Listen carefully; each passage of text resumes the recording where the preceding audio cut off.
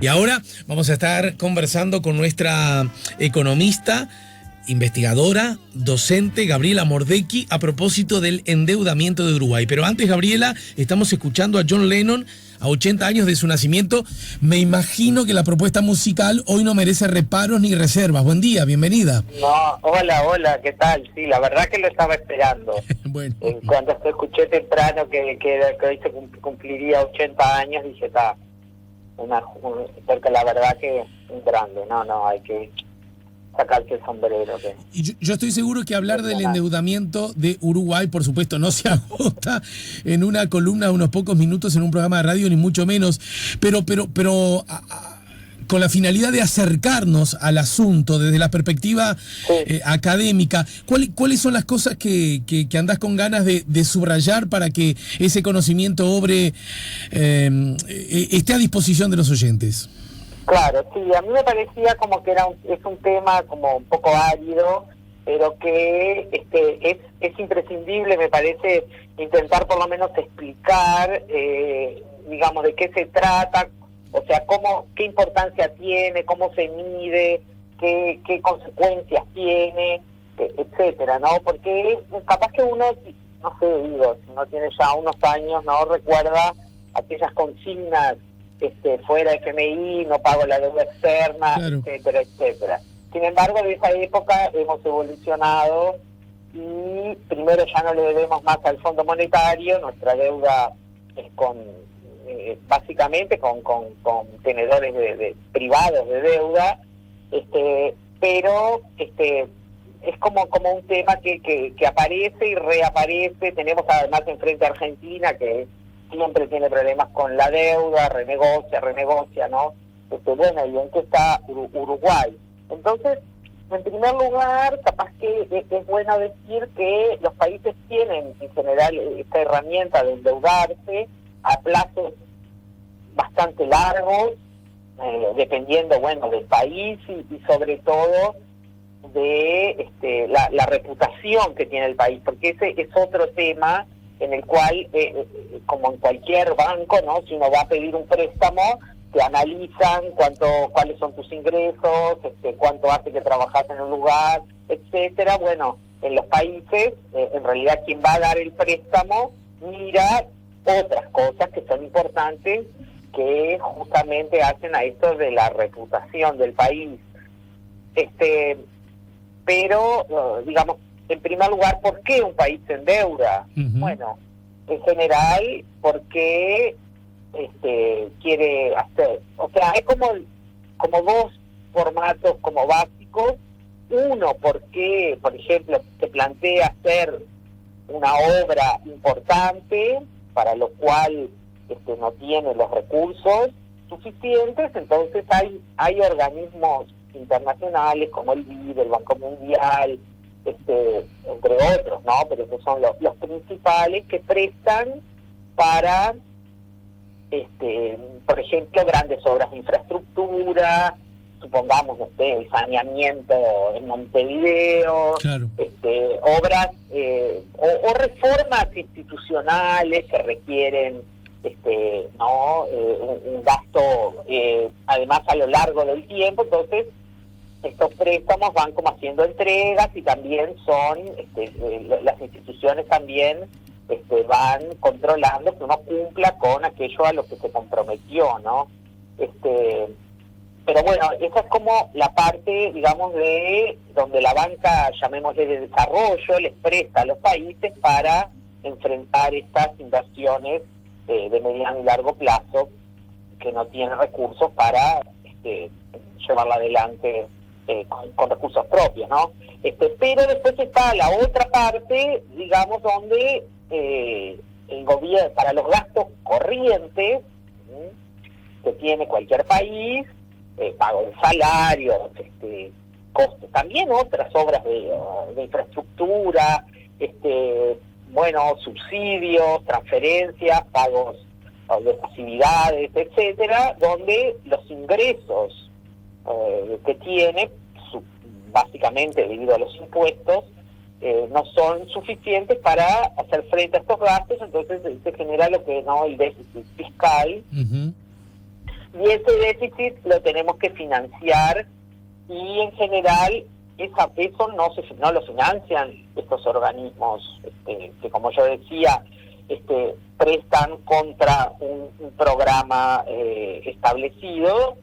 Para estos otros fondos precisan ser fondos de libre disponibilidad, y entonces están lo que se llaman los mercados voluntarios, o digamos el gobierno emite deuda, papeles que prometen pagar una cierta tasa de interés, y cualquier inversor privado, ¿no? Uno puede ir y comprar un bono a tal plazo, la moneda depende, ¿no? Hay en parte que son en UIS, partes que son en pesos mismos, partes que son en dólares, bueno, cada uno tiene su tasa de interés correlativa, y bueno, así se conforma, entre otras, ¿no? Capaz que hay otras cosas menores, pero ese es como el grueso de el endeudamiento que tiene un país. Es importante entonces mirar que ese endeudamiento, sobre todo los intereses que hay que pagar, sea sostenible a lo largo del tiempo. Claro. Eso es lo importante. Muchos pensarán, bueno, pero nunca devuelven los préstamos. Bueno, en realidad los países van amortizando, ¿no? Que es la parte, digamos, del capital. Sin embargo, para eso muchas veces se emite nueva deuda que cancela un bono que va a vencer y genera otro a otro plazo. O sea, la deuda sí a veces disminuye en términos nominales, pero es raro.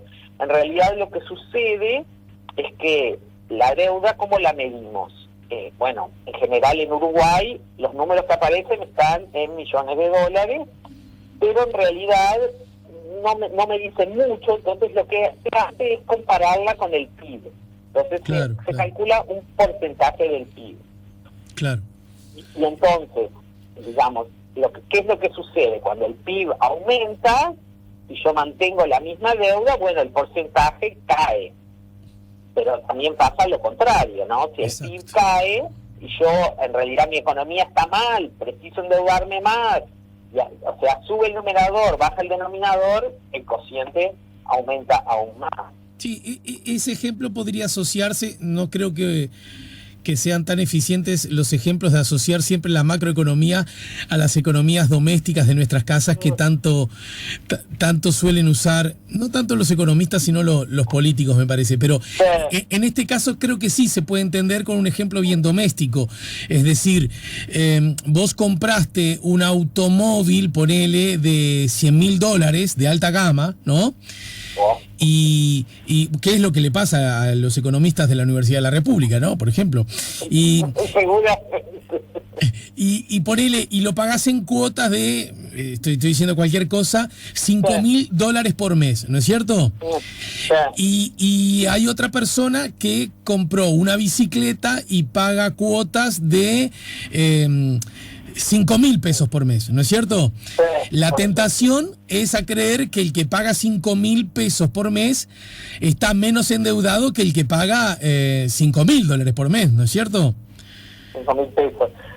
Pero claro, lo importante es cuántos ingresos tiene uno y cuántos ingresos tiene el otro. Exactamente. Sin embargo, en este ejemplo, vos te estás poniendo que uno paga la deuda. Sí, está bien. Yo lo que te decía que son los intereses. En general, lo que se mide más y lo que se mira son los intereses que hay que pagar. Porque el capital, como yo te digo, en general, por supuesto que muchas veces se rebate deuda. Cuando los países están en muy buena situación, a veces lo pueden hacer, pero en este momento, por ejemplo, a nadie se le ocurre que nadie va a pagar, al contrario. Todo el mundo se está endeudando más, y además las tasas de interés han caído a mínimos que nunca, casi no se han visto, ya están en niveles bajísimos, lo cual promueve que los países se endeuden, pero bueno, dependerá quién compra tu deuda, dependerá también, como yo decía, del prestigio que tiene el país, Pero muchos países se han endeudado en esta situación, porque bueno, no siempre hay inversores que tienen dinero. Lo que además yo comentaba esto de los porcentajes, también en esto importa, yo comentaba que la deuda normalmente se informa en dólares. Sin embargo, aproximadamente la mitad de la deuda está en pesos y la mitad está en dólares, entonces lo que el dólar valga impacta también en estos valores. ¿Por qué? Bueno, porque si yo tengo la misma deuda en pesos, si yo la llevo a dólares y el dólar está, no sé, a 35, no es lo mismo si el dólar está a 45. La misma deuda es menor, ¿no? Simplemente porque... Pero eso pasa con la mitad de la deuda y eso además pasa también con el PIB, que yo para poder hacer este cálculo también lo llevo a dólares.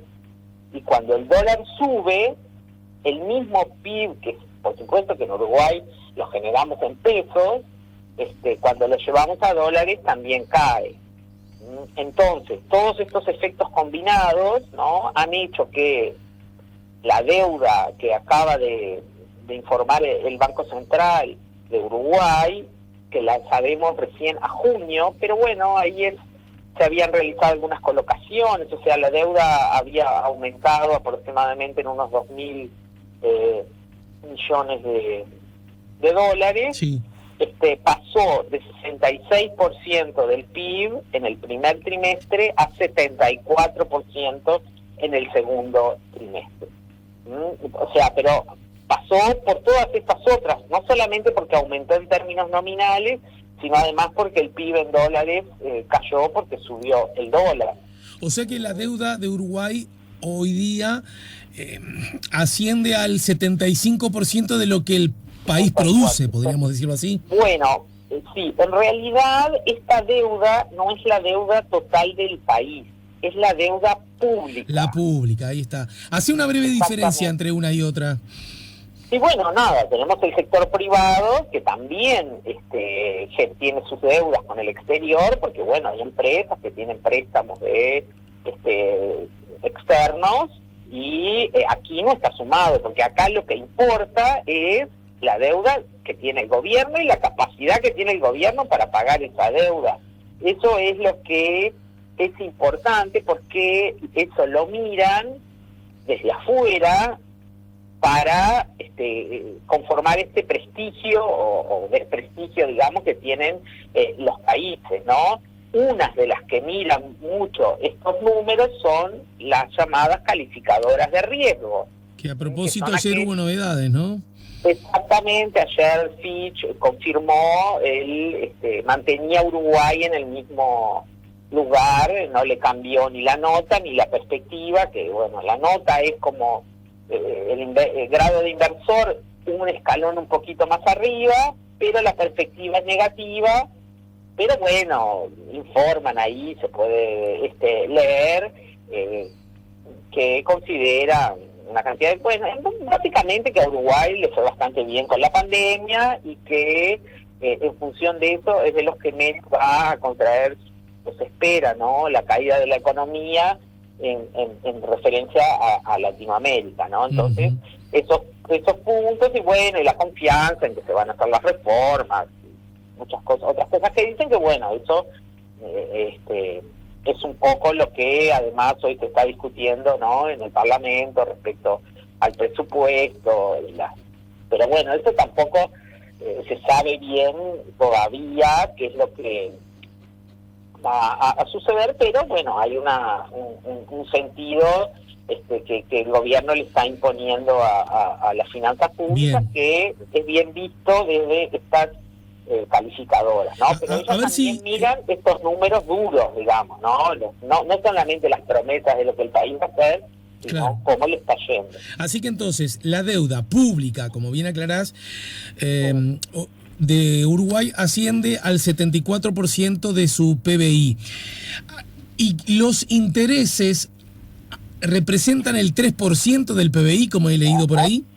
Sí, aproximadamente, o sea, Los intereses los tenemos en donde los vemos todos los meses, los vemos adentro de los datos del resultado fiscal, porque digamos que lo que el gobierno, como yo comentaba, mira qué es lo que le ingresa y de lo que tiene que gastar lo divide en dos, y si sacamos los intereses tenemos lo que se llama el resultado primario y además los intereses. ¿Por qué se hace esta distinción? Porque bueno, digamos que los intereses hay que pagarlos, eso no hay, ahí no se puede ahorrar.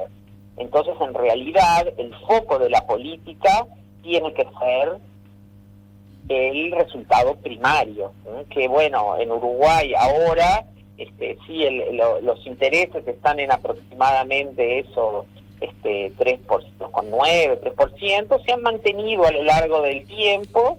Eso es bueno, porque ¿qué quiere decir? Claro, que Uruguay, a pesar de que aumentó el porcentaje de deuda, y la deuda de ahora logró tener intereses algo más reducidos, claro, porque eso también hacen los países. Uruguay tiene una oficina dentro del Ministerio de Economía, que es la oficina de la deuda, que bueno, en esa oficina trabajaba la hoy ministra de Economía, ¿no es cierto? Exactamente, ella era la que dirigía esa oficina. Ahora hay otro economista que además es yo creo que debe ser de los pocos que se mantuvieron desde el gobierno anterior hacia no cambió. Hernán Camil, un profesional de primera línea, y bueno, eso es una oficina muy digamos profesional, que lo que hace es analizar la deuda, cómo está el mercado, si es conveniente o no salir a hacer colocaciones, y a veces lo que hacen es simplemente colocar, si ven que pueden colocar a tasas menores, entonces hacen una colocación y pagan un bono que pagaba tasas de interés más alto y logran abatir la tasa de interés, no el monto. Pero bueno, como yo decía, esa parte es importante porque pesa mucho en el déficit, ¿no? Uh-huh. Esa es una parte bien importante. Entonces, nosotros tenemos ahora salieron los últimos datos, o sea, del 6,1% del déficit fiscal, de lo cual 3, o la mitad, es pago de intereses, y el resto es el déficit, digamos, que tiene el país, en el sentido del desbalance entre gastos e ingresos que no le alcanza para pagar, digamos, los gastos, sacando los intereses, ¿no? Bien. Mira, mi querida Gabriela, menos que vos, porque acá tenés libertad de cátedra, decidas otra cosa. A mí me gustaría en próximos encuentros profundizar algunas cosas a propósito de la deuda, fundamentalmente porque es un asunto muy recurrido desde el relato político, ¿no es cierto?, que me parece que tiene que ser confrontado con una mirada académica para que después uno libremente opte por hacer sus propias síntesis. ¿Estás de acuerdo? Sí, es un tema que se ha políticamente manejado de para arriba y para abajo, y a veces además qué datos se dan también se manejan, porque bueno, este dato que yo di es la deuda bruta, pero también hay otro concepto que se usa, que es la deuda neta, que lo que se hace es a la deuda se le restan las reservas internacionales que tiene el Banco Central. Cuando se habla de la mala noticia que para un país puede implicar aumentar su deuda, yo veo, se está usando mucho ese argumento, que se usa muy habitualmente, lo que si nosotros aumentamos la deuda ahora, lo que vamos a hacer es que en realidad esa deuda la tengan que pagar nuestros hijos, nuestras próximas generaciones, y ahí hay un uso que me parece que es adecuado para tener en cuenta, pero que muchas veces, opinión personal, roza con lo demagógico, porque en realidad la pregunta es: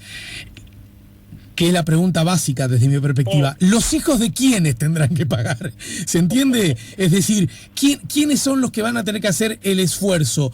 ¿Los que más tienen o los que menos tienen? Ese es un asunto que me parece interesante dilucidar. Creo, sí, eso es correcto, pero además yo creo que ahí falta, digamos, lo que se llamaría el contrafactual, o sea, ¿para qué nos estamos endeudando? Bueno, o sea, claro.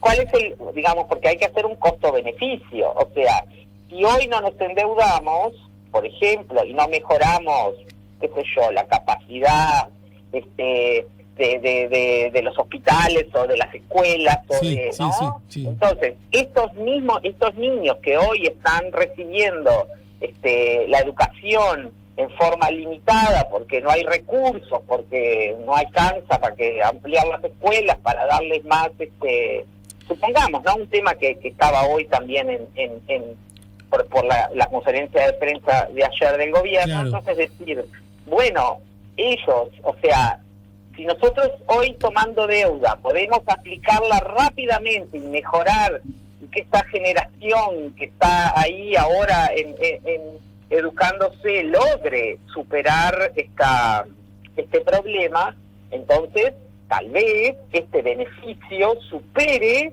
el costo que les va a representar dentro de, no sé, 15 años, pagar intereses de una deuda que se tomó para resolver este problema.